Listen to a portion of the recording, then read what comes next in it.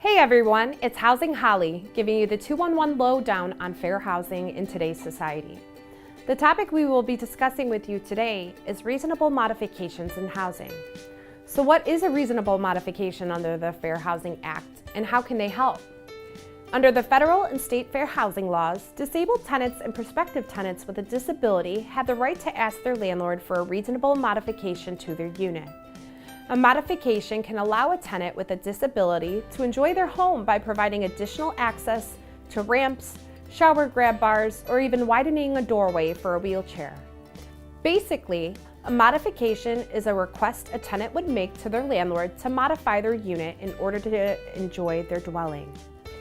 If a tenant were to request a reasonable modification, the landlord does have a right to request a copy of the plans, request that the construction be conducted by a licensed and bonded individual, and lastly, the responsibility of payment is on the tenant.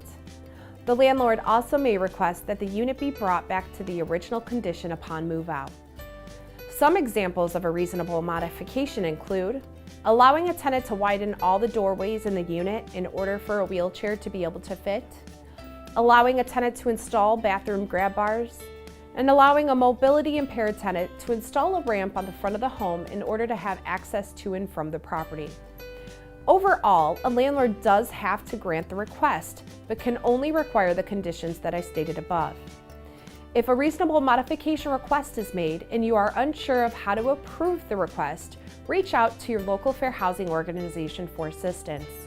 For more information regarding reasonable modifications in housing, click the link below or subscribe to my channel.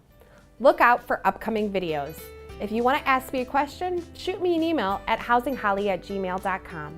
Thanks for watching, and Housing Holly out.